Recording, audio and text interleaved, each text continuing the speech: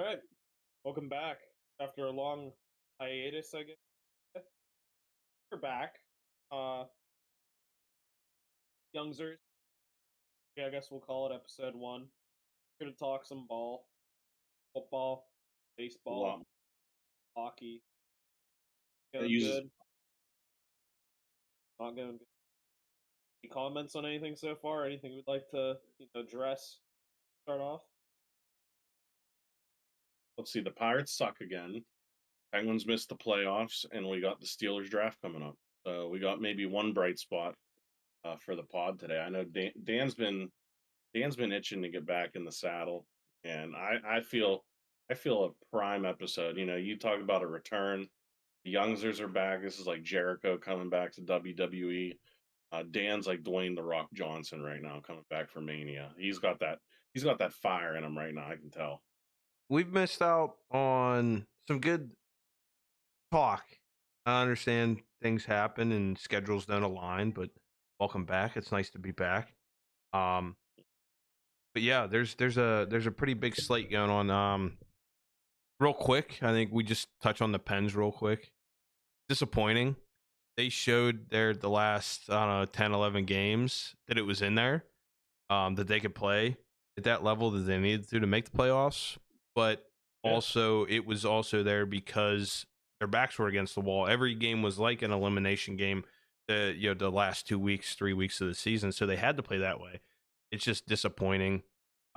Sid has another career year at 36 years old, the ageless wonder, if you will.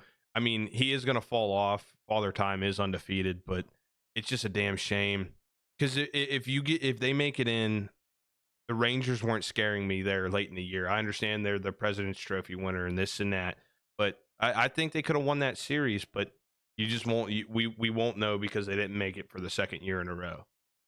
Yeah, I they're mean, playing good. I think if the Penguins would have made the playoffs, I think they'd have been a first round exit. Primarily because of goaltending. Tristan Jari did not start the last 14 games. Yeah, Even the last game that meant nothing. He didn't even get to start. And you saw Kyle Dubas, his press conference at the end of the year, basically called him and Ryan Graves out, saying it's up to them how they want to respond to it. And it kind of made it sound like it's an attitude problem with those two. And it's kind of reminding me of what went on with Kenny Pickett. You get some competition, and maybe become a little complacent. Graves gets the big contract, 6 year deal, right? 5 6 year yeah. deal for Graves. I mean, what you get the money, and then just what you're gonna, you're coasting.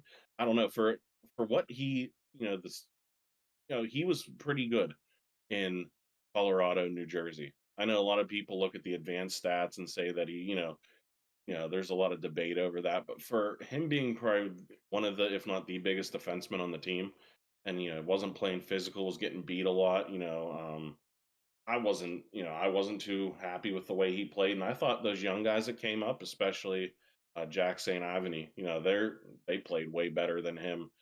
Even Ryan Shea played well. I mean, the young guys there, they played well. I think Graves was easily the worst defenseman on the team this year by far. I think biggest kick in the butt was when Gensel got. It was a big, little shock to the system. Hate to see him go. That's another thing we weren't here to address. You have about 8 years from a guy, Yeah, right? Eight yeah, years. yeah. 8 years, big part of the organization. Best, probably one of the best Penguins of our, I guess, lives. Right, one of them. Let's say top 10. In top 10, Okay, yeah, if not close. If yeah, not close. yeah. Uh, but I've heard rumors he might come back after this. Maybe No, a little bait and switch where he has that 1 year end of the deal and comes back. That's just what I heard. It's a you hear possibility, that? but yeah, it's not going to happen. They can't fit him in. He's got to go get paid, and rightfully so. Everyone was saying, "Oh, he's putting up the numbers because he's playing with Crosby." Look what he's doing um, with Carolina now. I mean, he's on a tear. He is. I think in their last 11 games, he had like 20 points. He had like 9 goals. I mean, he's a solid top six forward. He is. But back to your Graves comments, it's almost like maybe at practice, Sullivan may have called him out, and then he was second guessing himself a lot there at the latter part of the year, and they ended up scratching him. And then he went on the IL or IR, phantom injury probably, but when you're a liability like that, it's just you have to find a way to get a guy off the ice. Also, big Jeff Carter retired. Alright, Um, yep. not the way you want to see somebody like that go out, but I think a Hall of Famer for sure. If you ask me, Oh yeah. won a couple cups. What 1,300 games played. Um, yeah, I mean, It was nice seeing the last game though, him getting the feed from right, Crosby right, for the yeah, goal. and That was nice. and they even asked Crosby about him. Um, and Crosby's comments were just a guy that comes ready to play every day. He always wants to be in the lineup, and I understand they were scratching him there in the middle of the year. But older gentleman, and it just shows that the Pens team is the oldest team in the league. It's tough, but you got that shot of adrenaline, you got that shot of youth when they brought the younger cats up, which was nice because they were playing faster. But then the other thing that I think hurt the Pens, if they have a mediocre power play, they're not in that position. They had an abysmal power play. They were the 32nd ranked power play in the league. Also, if you look in overtime losses, they had 12 overtime losses or 13 overtime losses. You win half of those and you're in the playoffs. You miss the Yeah, playoffs by 3 points. You win half of those. That's 6 points right there. So there's a lot that goes into, the Pens not making the playoffs and we're not watching them play today. And it's tough because since 2007, we've known them to be in the playoffs. I know last year it didn't happen, but it's just tough. In the Crosby era, he's only played 2 games that he was mathematically eliminated from the playoffs. And it's like Jeter when he played for the Yankees. People don't understand. They're playing meaningful games late into the season every year, year after year after year for almost 20 years. It's nice to see, but it is tough because where do you go from here? I mean, you listen to the end of the year press conference and Dubas even, one thing I love about him, he takes accountability. He inherited a mess from Ron Hextall. He made a lot of moves last year. The Graves one, I think, was a flop. Matt Nieto was hurt most of this year. But the acquisitions, and he even said, it's my job to make the team better. And you look at the acquisitions, uh, Riley Smith, stud this year. I think he's on the way out. Yeah. Nieto, nothing. Noel Orzeller was all Kari, right. yeah. You know, Jansen Harkins sucked. yeah. I don't even know Mike Sullivan. You do that. There's gonna be a big retooling, but I think I'm on the minority side with the Gensel trade. I think it was a good trade. He's Jake Gensel's approaching. This is his last big contract. Yeah. He's a great winger, but he's also what 30 years old, 29. 30? Yes. And he plays a brand of hockey where he gets knocked Yeah. around a lot. That doesn't bode well for getting in your 30s when you're in the NHL and you're undersized like that and you're constantly getting, he's a great player. He goes to the dirty areas, he battles, but that takes a toll on you. They got Bunting, who I loved, with Malkin on the second line. He's like a kind of Hornquist type player. Physical, getting to the front of the net, gives that team a spark. That's what the team needed. And then you add the prospects in that they got, where I think 2 of them should be, NHL ready by next year. That's the youth you want to bring up. So, Bunting I thought was a bright spot. Drew O'Connor, the second half of the year really turned it on. He's always showed the glimpse, potential, but the one that stuck out to me was that shorthanded goal. It was like a Jordan Stahl Yeah. move. He made go into the net. Yeah. I mean, you have some of the pieces there, but it's just a matter of, all right, I think Jari might be a trade candidate, to Yep. be honest. Joel Bloomquist is knocking on the door at Wilkes-Barre right now, and he's an NHL caliber goalie. He's And their just real quick. He's their top prospect right now. In the Pens organization, and he's a starting goaltender. So why not have Jory as trade bait? Like the teams like New Jersey, they're missing a goaltender, and you could get a decent haul for him, honestly, because goaltending is dime a dozen. And you're actually deep there as long as you can re-sign Ned to another year. Yeah, and that's what I would do. I'd re-sign Ned, but he might get a big deal because he really played well He this did. year. I mean, he was burning out towards the end of the year. 14 straight starts for any goalie is crazy. His energy just had to be shot by the end of the year. But I think, if I'm Kyle Dubas and I'm looking at the Penguins roster right now, I think the first move you make is you trade Riley Smith. He's not a fit in Pittsburgh. Most of the year, he quite frankly is an empty jersey. Yeah. You need to flip cap that way. Ryan Graves, no one's going to take that. No. So you're kind of stuck with them there. Yeah. But I think you trade, Smith and Jari, you open up some cap. Carlson at the end of the year was playing some of his best hockey. Yep. And Dubas even said he went from trying, he was trying to do those slap passes through five people, put the puck on net and do what you do. Maybe he was overthinking it, trying to, find a way to fit in Pittsburgh. But he's a great player. He's not going to give you a lot of defense. That's just what it is. But you know, I think you got to bring some of those young guys up. Those guys are going to be working for roles. Get some of that youth injected into the lineup. You still have Crosby, Malkin, Brian Rust had a solid year. He was hurt here and there. Raquel, I think he plays with Crosby. He's all right. But you can make a swing. I think this offseason, you free up some cap and get another top six winger, which they need, and retool that bottom six a little bit. I think they'll be fine next year. Take a book or take a page out of the Steelers book. Trade guys that fit anymore. Good. Yeah. Clean house of the bad bodies. Start with Tristan Yeah. Jari. Get him out of here. And Get him the heck out of here. and that's the thing. Like, you got to think. You said Riley Smith. There was rumors that he doesn't want to be here, so he was just going through the motions. But then he actually addressed that. He's like, I don't know where you're hearing that from, but you never know, because rumors get. You're right, Smith. Like, I don't want to be in Pittsburgh. It sucks. Right. It's not. Look where he came from, though. They just won a cup. He was in Vegas. I understand, but then you got to think, Jeff Carter.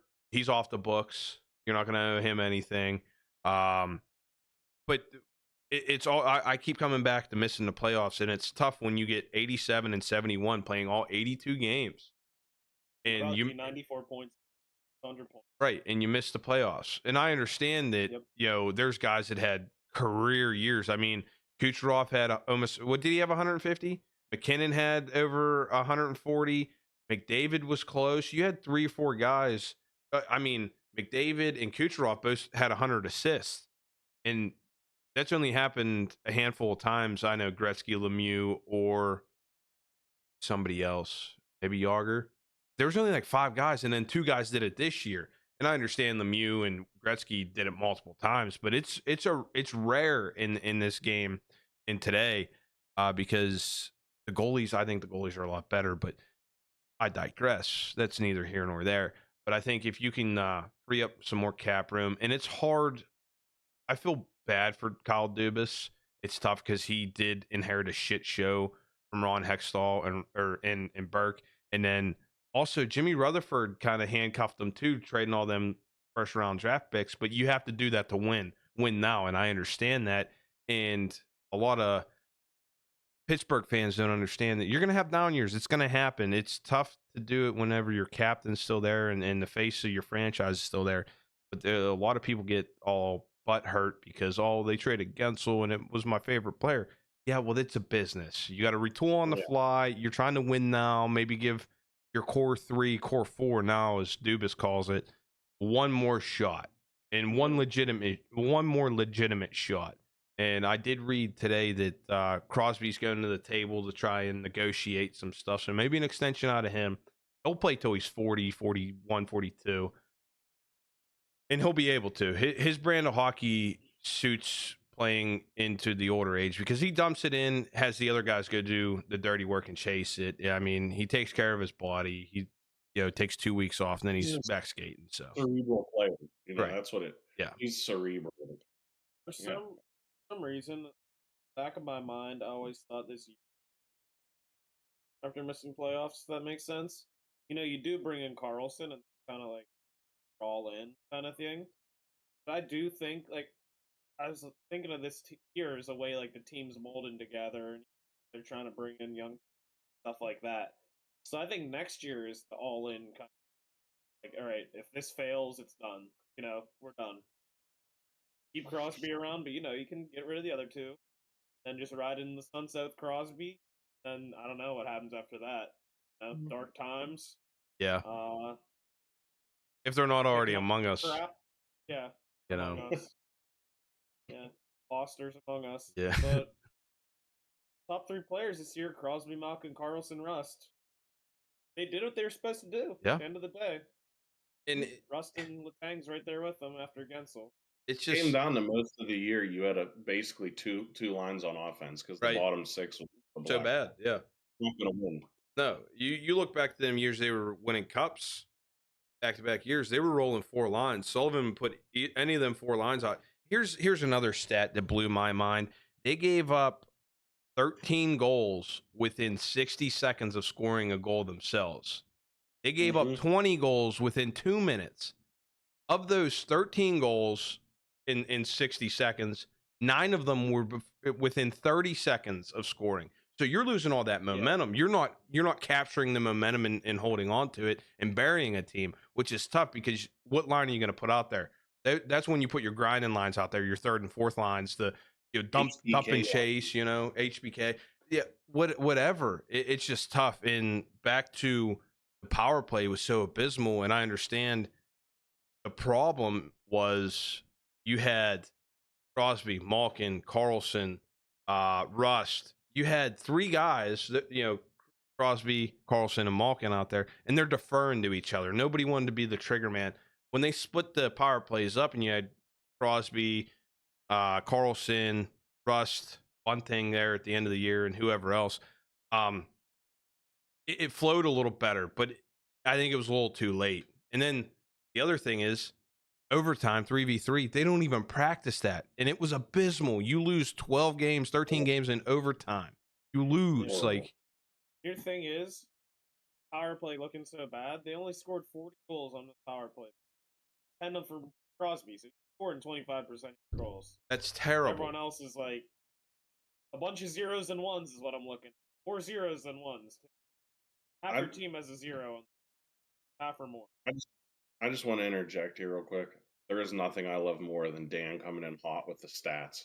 Hey, there's nothing I love more. Hey, no, I love that.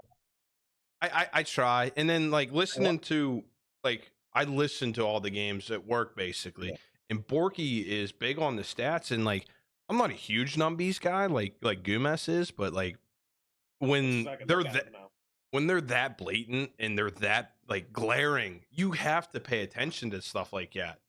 It's just I agree. Because then it's not like I'm up here just spewing bullcrap. I'm speaking facts. They're numbers. They're cold hard facts. But I appreciate you appreciating me. You know. Go ahead, Ryan. Go ahead. The thing that's jumping off, since we're talking numbers, the thing that jumps off, I guess, the paper most to me, how much Marcus Pettersson on the ice and how positive here. He was their best defenseman. He had 2,137 shifts. That's probably top 3. The only one higher is Letang with 22. He was a plus 28, which is probably that's real good for a defenseman. The highest one, yeah, that's good. Letang was at 13 with shifts, but still plus 28. I don't think he got enough credit for how he played this year. I guess defensemen like him don't always get the credit that they do. But I think he played pretty well. Yeah. After what you expect from him this year, I think he really had a good year. He was a surprise, I think. He wasn't a surprise. I mean, he's consistently been one of the most solid defensemen all around on the Penguins. But I think this year was more than usual. Yeah. Especially when you bring in a big name like a Carlson, but you understand his game isn't defense first. He's an offensive defenseman like Letang. But Marcus Pettersson, the Dragon, as they call him, unsung hero almost. He was locked down. He was out there against the top line of the other team. He's the guy that you want out there in crucial defensive zone draws and later in the game and stuff like that. He just lock it down. He was very good. He's come into his own, because I remember his first few years here, he was getting burnt and stuff, but he's actually, his hockey IQ has gone up immensely. You look at like traditional, like you think of a shutdown defenseman, Al Gill, like just a big dude. Huge guy. And I would argue Pettersson's a shutdown defenseman just because of the way he plays and limits the scoring opportunities and the high chance scoring. He's one of the most underrated defensemen in the NHL. Yeah, you're right. I mean, it's sad. It's like the time of year where you can watch baseball and hockey in the same time. It feels like the past couple years haven't gotten. You look forward to Bucks and Pucks, right? And we haven't been able to get that. So, and the only way we might be able to get it is if the Pirates make it to October. I don't know.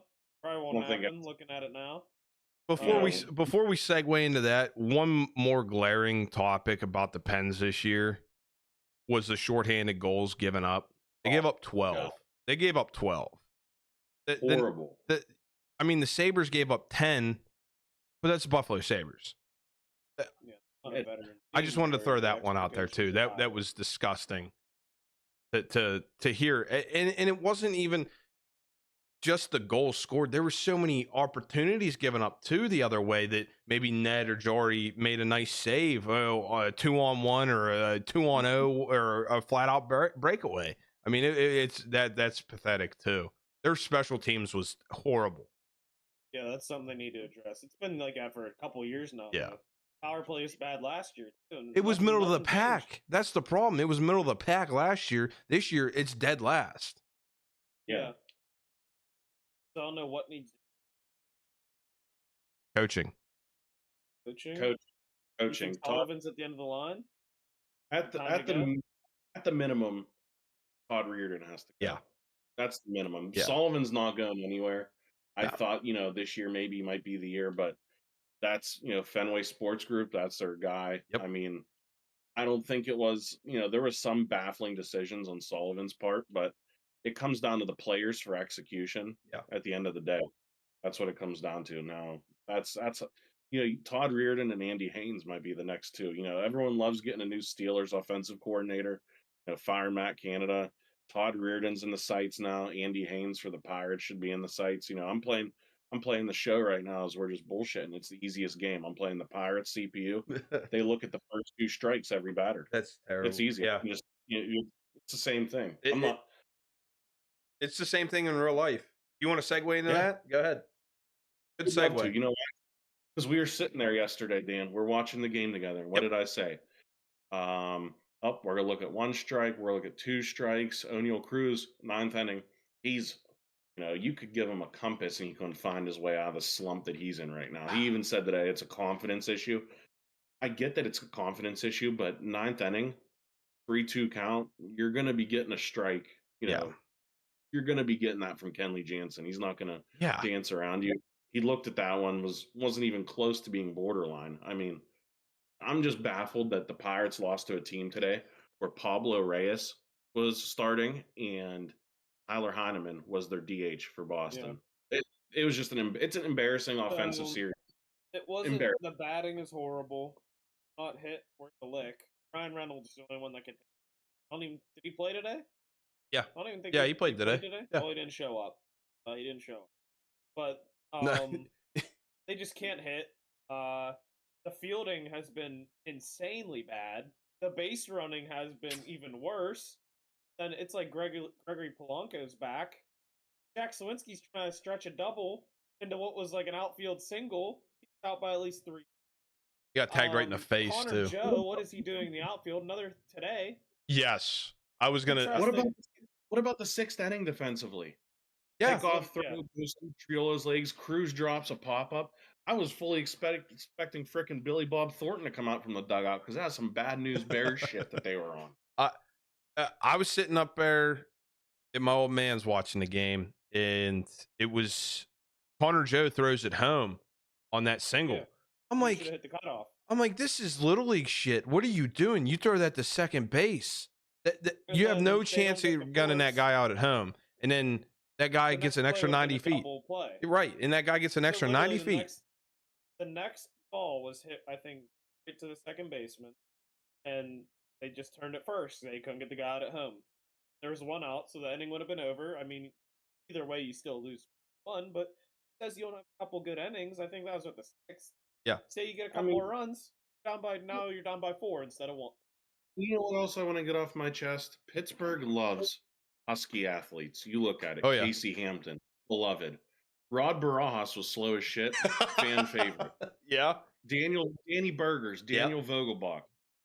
Hefty dude hits dingers. Rowdy Tellez, shut the hell up and do something. He's abysmal. Yeah. Abysmal.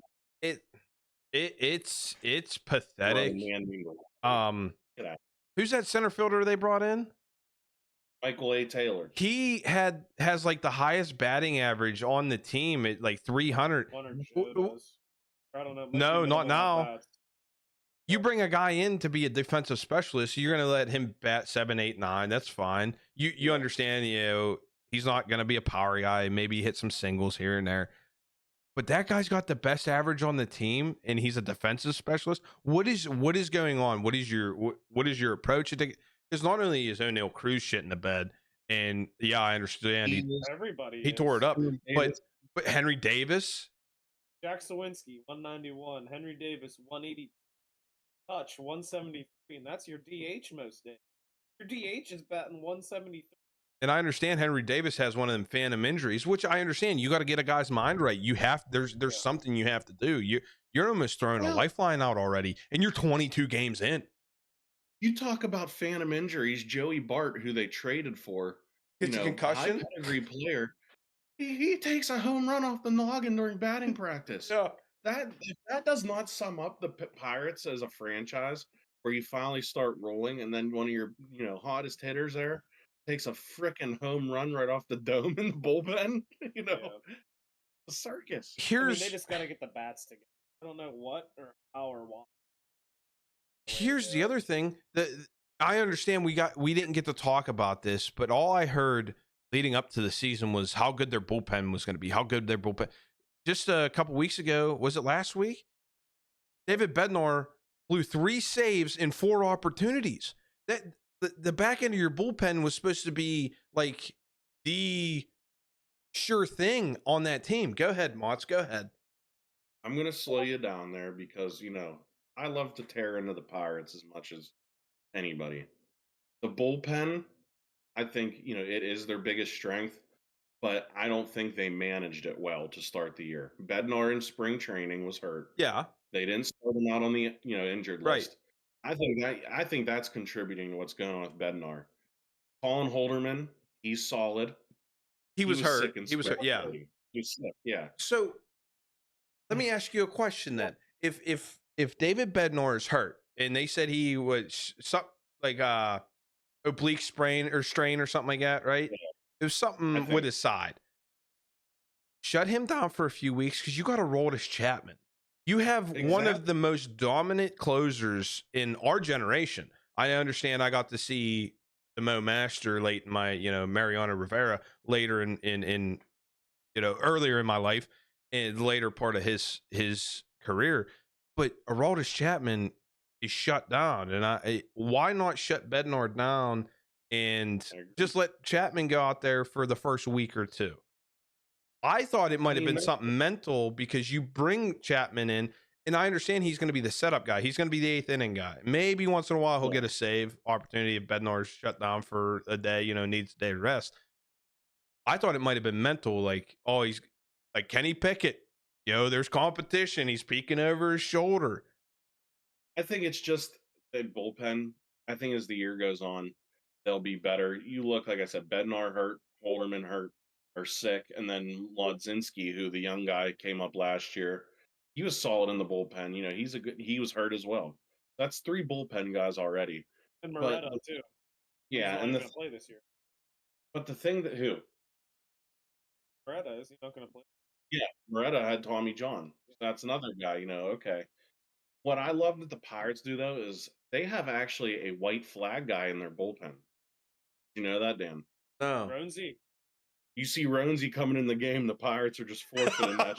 No, stop. Well, Luis Ortiz got tagged up yesterday, and he's supposed to be like your long inning guy. Like, Quinn Priester he started the other day, 2 days ago, right? probably start again on Wednesday. It's they have nobody listed.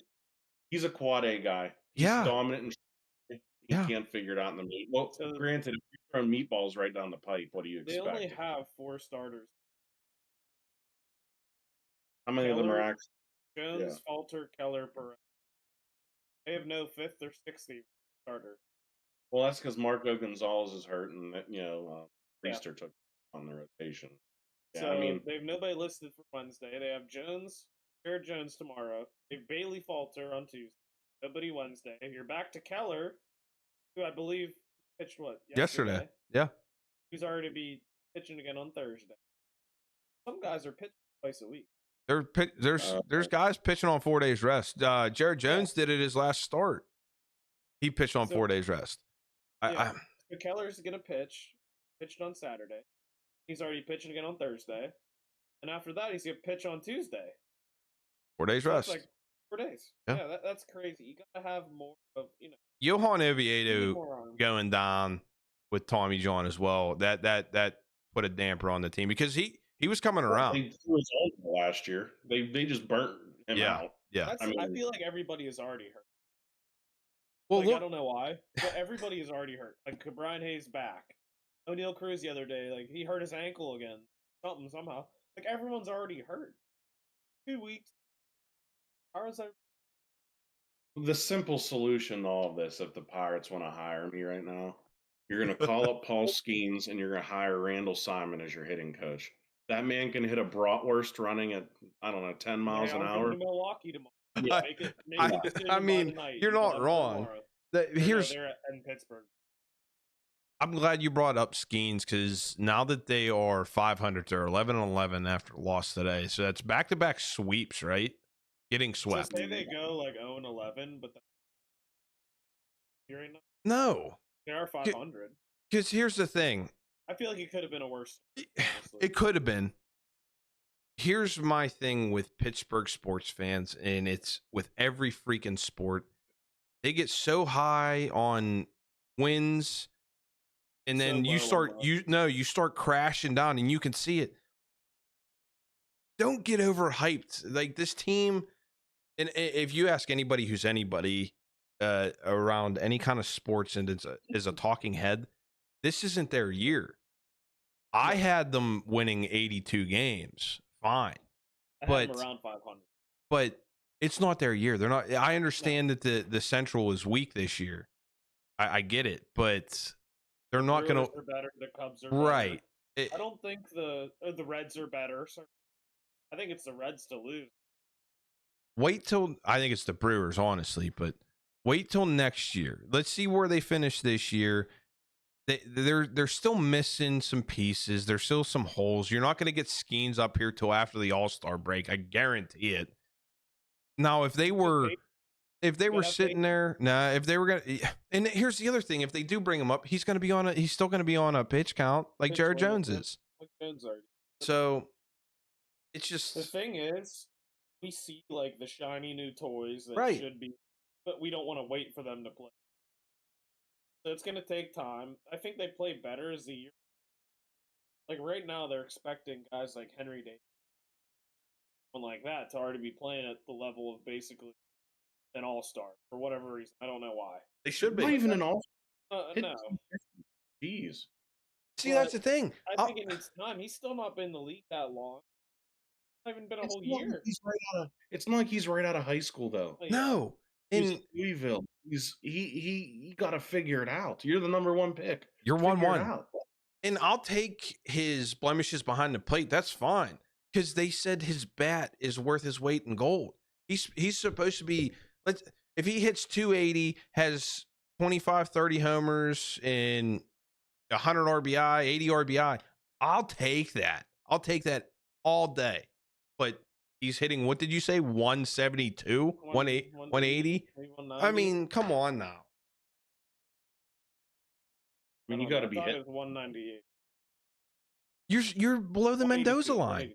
182. There's 3 guys you said they're all below 200. That's the Mendoza line. That's terrible. So you got Sawinski below, Davis below, Hutch is way below.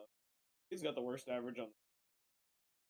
Alika Williams batting 3.8, How many ABs? 23. Yeah, there you go. Small sample size. But Excuse me. we air it out with Pirates. It's gonna be, it is what it is. But I like how you're talking about underperforming first round picks, Dan. I am. You know why? Why? Kenny Pickett. No, that's fair. I don't want to be that guy. I was Be excited. that guy. All right, are we segueing? Are we segueing into Steeler talk? We got a lot to talk about. Okay, let's segue into the Steeler talk here. I was excited because I'm a Pitt fan and I understand what he did at Pitt, but I am now mature enough to understand that you got to separate that. I'm not going to sit here and act like I liked the draft or the draft selection at 20 a few years ago. I even said that there's a problem if he's the first quarterback taken at 20. It's the worst quarterback class I've ever seen. It is, yes. Every single quarterback from that draft class, minus Brock Purdy, has been traded or is out of the league now. Yes. Malik Willis is still in Tennessee. He's going to get cut. He'll be cut this year. Yeah, yes. I know what you mean. They're all. You know what I mean? They're all irrelevant. Right. And it was all Malik Willis or Kenny Pickett. Which one do you take? And look, Malik Willis is the third string there in Tennessee. Kenny Pickett got traded. Who else? Will Levis, he got traded. He was in that draft? No, he wasn't in that draft last year. Sam Howell got traded to the Seahawks. Yeah. And let me go. What was that, 2021? But the only one that is still with his team and is doing anything is Mr. Irrelevant, Brock Purdy. Yeah. I'm going to look up all the quarterbacks in that draft. If that's all right. Is the Steelers even took one in like the 5th round or 6th round, right? And he's cut now. So, yeah. Well, they took him in the 7th, and he got cut. Yeah, I mean, worst draft class for quarterbacks I've ever in history. You want me to read the list of the quarterbacks from that year? Kenny Pickett, Desmond Ridder, Poop, Malik Willis, Poop, Matt Corral, who's in the XFL, I'm pretty sure. Yeah, he's in the Bailey CFL. Zappi. Yep, Bailey Zappi. Yep, he just got traded. Yep. Part in. Chris Oladokun, that's the one the Steelers drafted. Yeah. Cut. Skylar Thompson, who actually started a playoff game for Miami. Still still poop. Brock Purdy. That is a draft class. That's bad. And I know everyone's like, "Oh, you can't say this," but I'm going to say it. Brock Purdy's not with San Fran. He's out of the league too. Sorry. Yeah. I'll die on that hill. He's such a system. You could put Kenny Pickett on that San Fran team, and he'd do what Brock Purdy did. I guarantee it. Kyle Shanahan is such a wizard. Some of the picks after Kenny Pickett in the first round that year: Tyler Linderbaum, the center for the Ravens from Iowa. Yep. They could use that. Devontae Wyatt, defensive tackle for the Packers. Probably would have taken him over that. He's an okay guy. Good. George Karlaftis for the Chiefs. Good edge rusher. Good defensive end. Trent McDuffie, cornerback for the Chiefs. That's just the first round. Not great. I mean, it's easy to look back now. Hindsight's 2020, as they say. But yeah, I'll admit it's extremely underperformed. It was pathetic. And then his whole attitude thing, like, you think he's a Pittsburgh guy, he's gonna show up and oh, okay, well, you're gonna bring in Russell Wilson, I'll sit behind him, I'll learn. But apparently he had an attitude problem, didn't want to learn, didn't want to sit behind them. You hear that was their plan, and he was like, "Nah, I want traded." All right, well, go to Philly. You ain't starting there. Yeah, I mean, that was the best situation at all. Like, where else is he gonna go? Right. There's nowhere else that he could go and compete. other than assistant be in. Where'd Mason go? Tennessee. Tennessee. Okay. Tennessee. So he ain't going there. Nope. The Giants, maybe?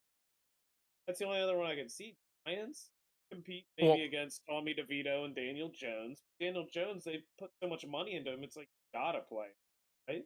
Well, yeah. They gave him so much money.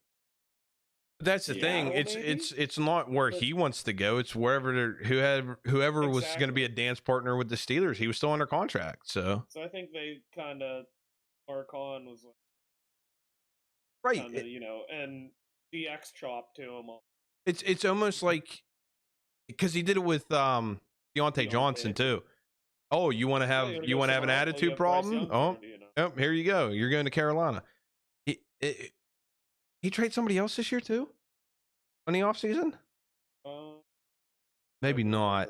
But yeah, it's Claypool maybe was the other one.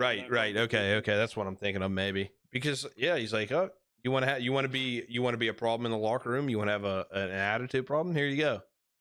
Go have an attitude there whenever you're not getting any balls thrown to you. You go have an attitude problem there when you're just going to be riding the pine. You got Jalen Hurts. Break it down. And that was what the year Kenny Pickett was taken. Was that Kevin Colbert's last year? Yes. Okay, so let's do a little comparison here because people, it's not talked about how much Colbert screwed up his last few years drafting and just how bad it was. Kenny Pickett, first round. George Pickens, the second round. Good pick. We'll take that. Yep. 100%. That's basically a first round. Yeah. Third round, DeMarvin Leal, who fell out of the rotation this year and might be, they're talking he might get cut in training camp. Yeah. So poop. Calvin Austin, the third. Poop. Missed his rookie year. Limited impact this year. And here's the other thing about him. He doesn't fit in this new playbook either. With Arthur Smith, he doesn't fit. He's not literally. So cut. He doesn't fit at all either in the picking role. No. Yeah. He's the return guy, and who they signed. Cordell Patterson. Yeah. And that guy from the. Yeah. Hawkins. Yeah. Connor Hayward. Okay. Solid.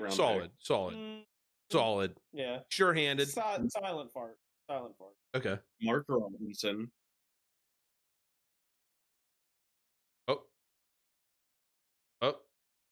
Oh, he's back. I lost you guys for a second. We're good. All right. Yeah, we're still good. Robinson, Chris Aldokun. Fart. Okay. 2021.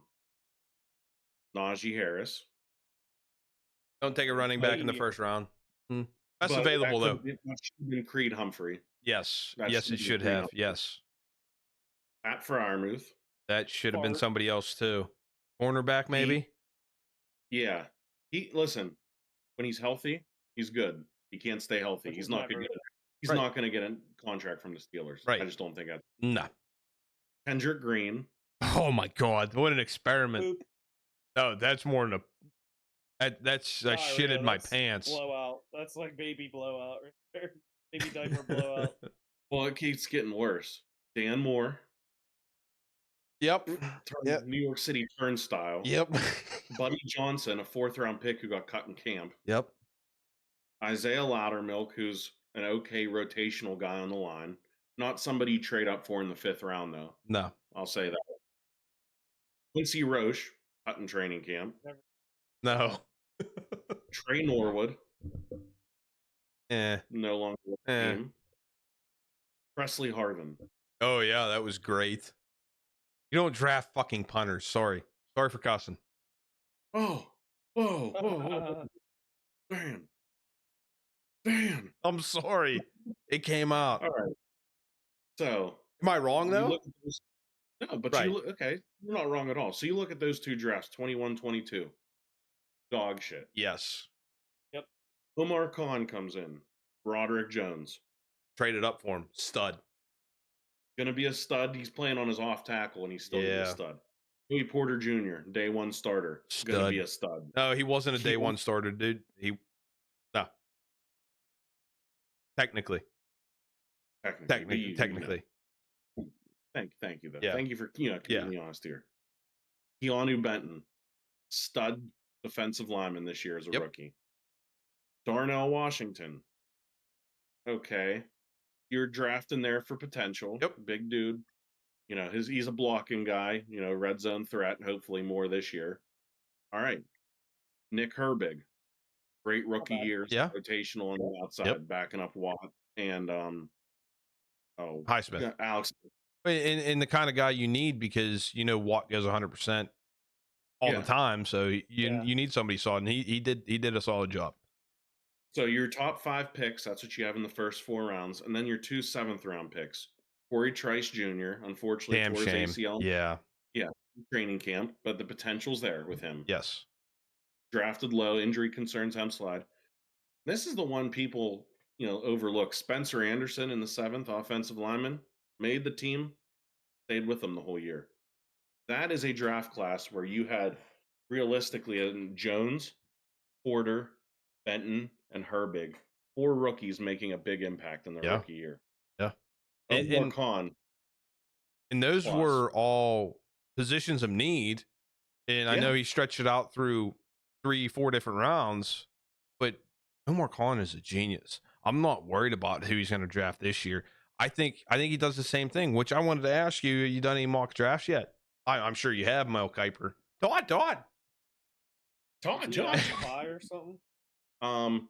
So Friday, Dan, you're coming over, 2nd and 3rd round of the draft. I'm gonna have my hair slicked back, may put on a wig. You're gonna be here with Mel Kiper watching this draft. Okay, you got on the big board, Mel. Oh, I don't even know you'll see the big board when you walk in. But in Mel Kiper tradition, I'll have a diaper on underneath my pants, and I'll just be eating a huge pumpkin pie because that's what that weirdo does year in and year out. That's fair. If you're a man making millions of dollars a year doing draft analysis, and then you're sitting there in basically a diaper eating pumpkin pie, you can't argue against it. You can't. You really can't. I'm excited though. I'm gonna say, I think the Steelers trade down from 20 the first night. I think it makes no sense. Yeah. What do you think? Teams are going to jump up. Dallas, I think, is going to want to jump up. You son of a gun. Tampa might want to jump up. I think you drop down in the first round. Depending on what you get back, what I'd like them to see them do is you drop down in the first. You take a value guy there that's fits a position need, and then you jump up in the second, get Zach Frazier from West Virginia. Yeah, center. Yeah. Because I've seen a lot of Graham Barton being mocked to the Steelers from Duke, Jackson Powers Johnson from Oregon, Zach Frazier. I think those are the 3 that, if you come away with one of those guys, either later in the first by trading back, or you're able to get an earlier 2nd-round pick and hop up, I think you're happy with that. But tackle, I think it's a deeper tackle class. You can get. Obviously the top ones that are being mocked to the Steelers, you got a lot, but Amarius Mims from Georgia's being mocked to the Steelers a lot. But I'd be happy Blake Fisher from Notre Dame in the later rounds. But really, you just got to get that center, and you got to get a wide receiver in 2 of the first 3 rounds. You have to get a receiver early. I was going to let Ryan go. Go ahead, Ryan. What? My mock draft? Yeah, because I got a rebuttal to your brother, but go ahead. You haven't talked much. I don't really know. I just have no idea what I'm confused on everything. I didn't really follow anything too much. Just gonna see how it plays out. There's no big names in the draft really. What do you mean? It's Marvin Harrison Jr. Care. Okay. I don't care about the draft this year. I don't care. I haven't looked at it. I'm all baseball right now. I'm all Pirates. That's a bold. I told you I haven't looked at anything. I made a couple mock drafts last year, but I haven't made it. Tell you what, you have fun. I'm not invested. I don't even have AT&T, so come over. You can't watch the Pirates, which is a blessing. But we'll be watching the future Steelers stars getting drafted. You'll be watching O'Neal Cruz drop a pop up and roll his ankle. I'll follow him in camp. I'll watch clips of him on the TV. But I don't know most of the depth guys. I know Marvin Harrison, but I don't know any of these linemen or anything. always just some like big milk drink, Iowa or Nebraska.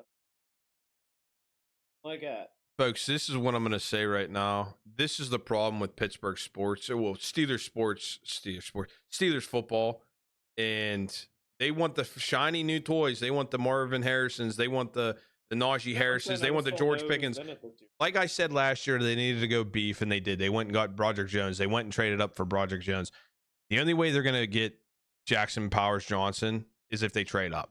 I think he's gone before 20.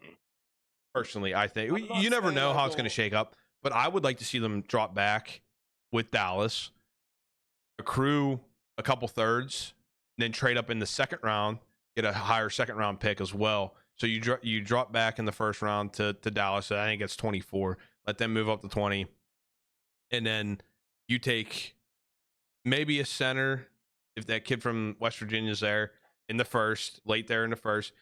You trade up high into the second, and then you go tackle in the second and wide receiver in the second, because you're going to accrue 2 more third round picks.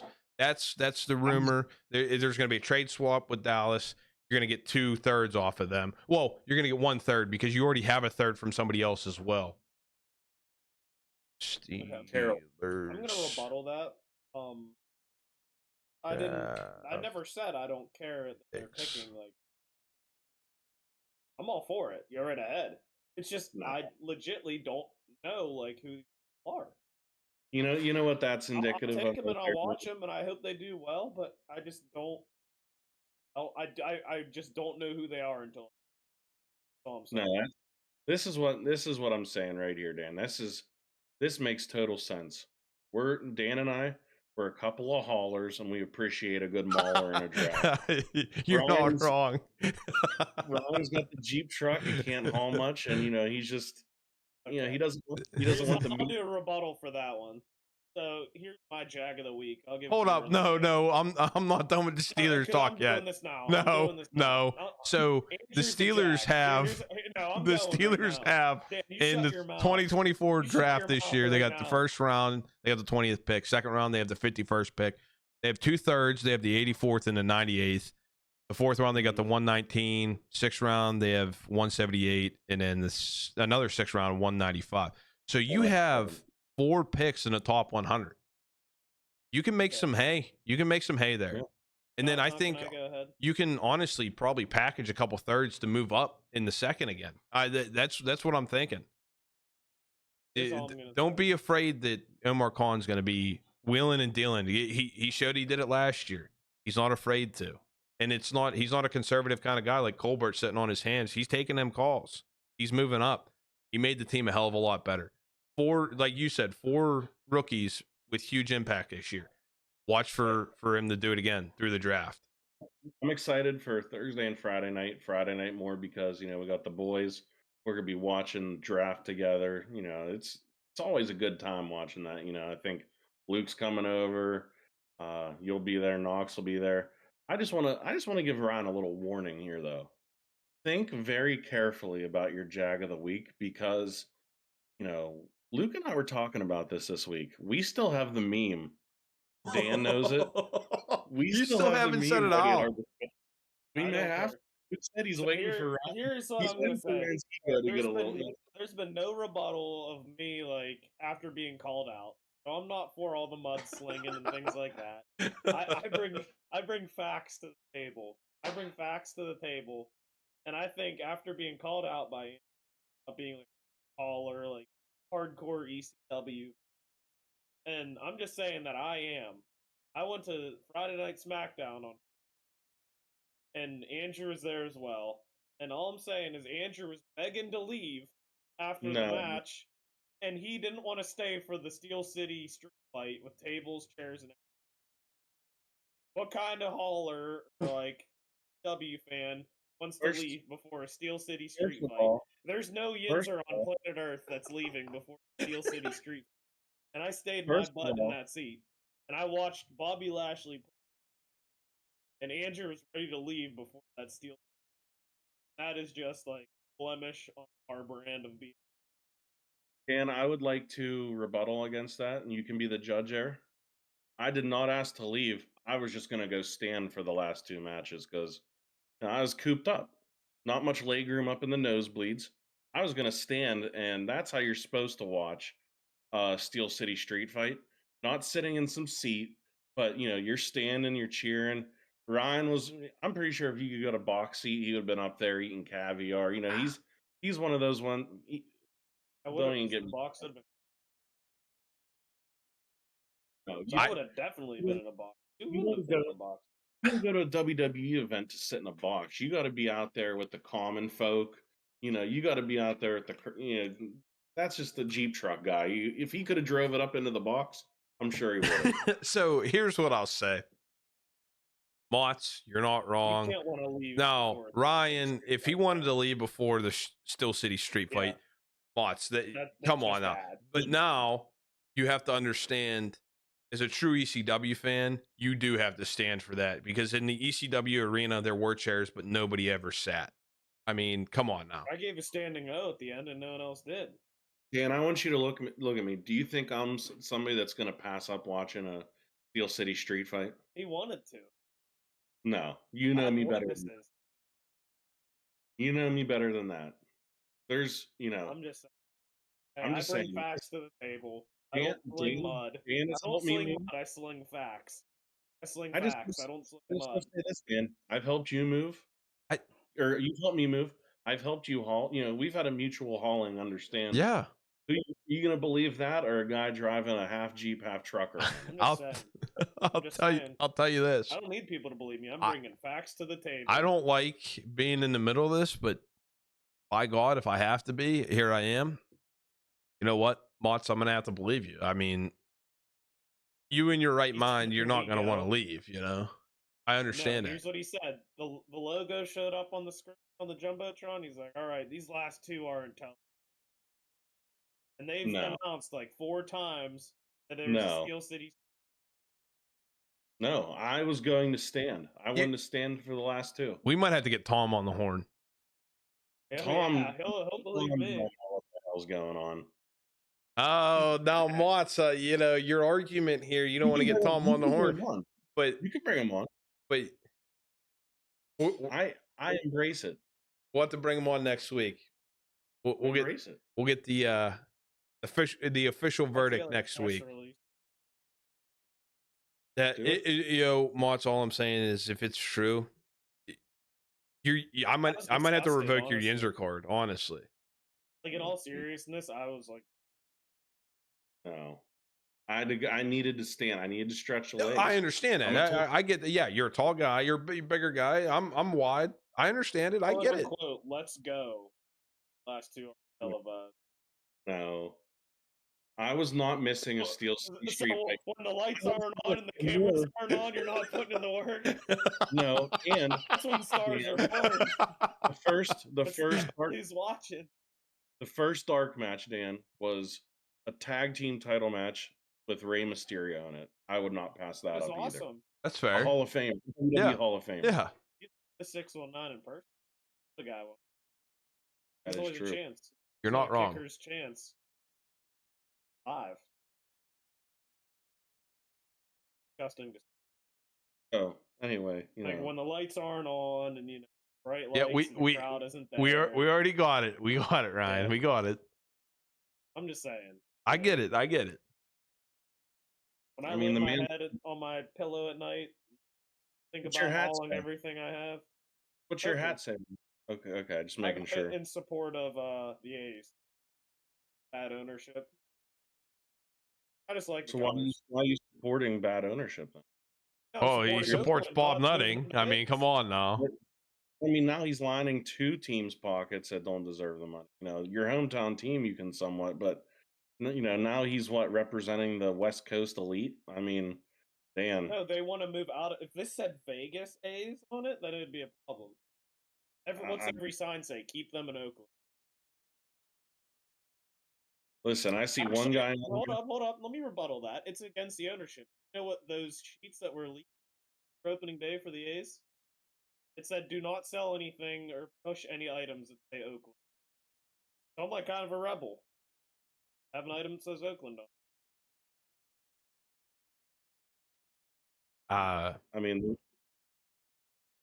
I it's think I'm winning. just this is going off the rails here. I think I'm winning. yeah. You and Charlie Sheen go have fun. Doing what? Banging from 7 Oakland? gram rocks. That's how he rolls. Winning. Is he from Oakland or something? I'm getting that. He moving his team to Vegas? No. Dan, I think we might have to just regroup next week because it seems I think Gumas is checked You out asked right now. for this. Yeah, He's- we're an he's- hour in. yeah, So you got any Jags there, Motts? And I think, well, no, I don't really have any this week. All good. I have one. All good. I have one real quick. I was driving through town today. I was coming up to the stop sign down the street, and there was a car at the stop sign for probably 30 seconds as I'm approaching, and I get right behind them, and they're still just sitting there. I got to blow the horn. So if you're going to sit at an intersection at a stop sign on your phone, pull the hell over. You're a jag. Don't be a jag. I got a quick one actually. I'm just gonna Corey Jag of the week. Yeah, that's fair. You Buddy know what? Fell asleep. Buddy fell asleep playing Search and Destroy last night. We're in the middle of a tie game, and all you hear is, Oh, he saw on logs. Buddy's out like a light, sitting in the spawn. You know what? I got one more because I haven't got to do this for what? Oh no. Probably like 4 Okay, I froze there for a second. Like 3-4 months, something like that. 5 months. Rio, you're a jag. Just Yeah. for being you, buddy. He's probably doing Jag. something. Yeah. Mm, Justified. he did, but That I'm not. covers all the bases. He did, but I'm not. I can't mention it on the pod. So.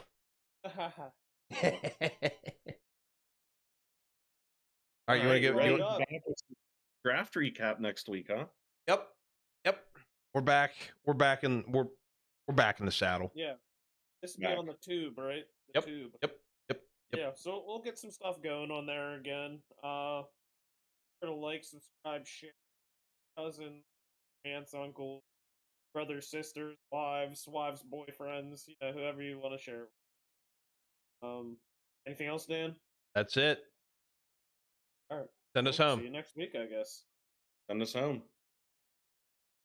All right. About it. We're good.